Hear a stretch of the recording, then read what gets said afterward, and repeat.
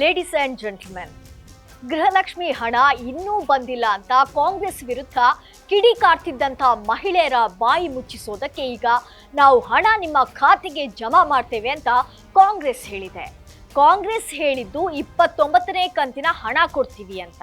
ಆದರೆ ಇದರ ನಡುವಿನ ಕಂತುಗಳ ಕಥೆ ಏನು? ಆ ಹಣ ಯಾವಾಗ ಹಾಕ್ತಾರೋ ಅಥವಾ ಆ ಹಣವನ್ನ ಯಾರಾದ್ರೂ ಗುಳುಂ ಸ್ವಾಹ ಮಾಡಿದ್ರು?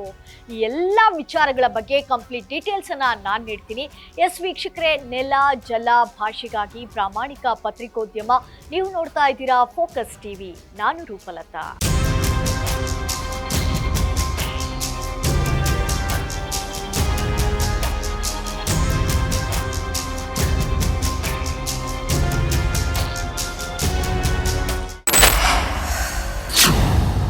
ಗೃಹಲಕ್ಷ್ಮಿ ಹಣ ಯಾವಾಗ ಬರುತ್ತೆ? ಇದರಲ್ಲಿ ನಡೆದ ಅವ್ಯವಹಾರಗಳ ಬಗ್ಗೆ ಚಳಿಗಾಲದ ಅಧಿವೇಶನದಲ್ಲಿ ಪ್ರಶ್ನಿಸಲಾಗಿತ್ತು.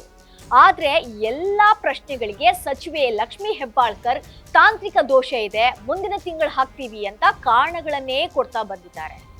ಇದುವರೆಗೆ ಒಬ್ಬ ಫಲಾನುಭವಿಗೆ 3 ರಿಂದ 4 ತಿಂಗಳ ಗೃಹಲಕ್ಷ್ಮಿ ಹಣ ಬಾಕಿ ಇದೆ.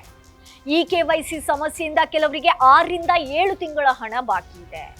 ಇನ್ನು ಅರ್ಹರಲ್ಲದವರ ಖಾತೆಗೆ ಹಣ ವರ್ಗಾವಣೆಯಾಗಿರೋದ್ರಿಂದ ಸುಮಾರು 80 ಕೋಟಿ ರೂಪಾಯಿಗಳಷ್ಟು ಹಣ ದುರುಪಯೋಗವಾಗಿದೆ ಅನ್ನುವಂತ ಆರೋಪ ಇದೆ. ಸುಮಾರು 54,000 ಕೋಟಿ ರೂಪಾಯಿಯನ್ನು ತಮಗೆ ಹೇಳಲಿಕ್ಕೆ ಬಯಸ್ತೇನೆ. ಆಗಸ್ಟ್ ವರೆಗೂ ನಾವು ಕ್ಲಿಯರ್ ಮಾಡಿದ್ದೇವೆ.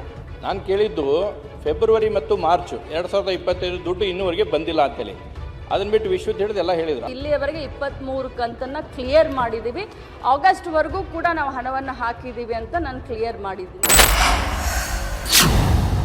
ವೀಕ್ಷಕರೇ, ಈಗ ಕಾಂಗ್ರೆಸ್ ಹೇಳಿರೋದು 29ನೇ ಕಂತಿನ ಹಣ ಹಾಕ್ತೀವಿ ಅಂತ. ಇದರ ಬಗ್ಗೆ ಸಣ್ಣ ಲೆಕ್ಕ ಹೇಳ್ತೀನಿ ನೋಡಿ. ಮೊದಲ ಗೃಹಲಕ್ಷ್ಮಿ ಹಣ ಮಹಿಳೆಯರ ಖಾತೆಗೆ ಜಮಾ ಆಗಿದ್ದು ಆಗಸ್ಟ್ 2023ರಲ್ಲಿ. ಅಂದ್ರೆ ಈಗ ಏಪ್ರಿಲ್ 2026ಕ್ಕೆ 33ನೇ ಕಂತು ಹಾಕ್ಬೇಕಿತ್ತು. ಆದ್ರೆ ಕಾಂಗ್ರೆಸ್ ಹೇಳಿದ್ದು 29ನೇ ಕಂತು ಹಾಕ್ತೀವಿ ಅಂತ. ಹಾಗಾದ್ರೆ ಉಳಿದ 5 ಕಂತುಗಳ ಹಣ ಎಲ್ಲಿ ಹೋಯ್ತು?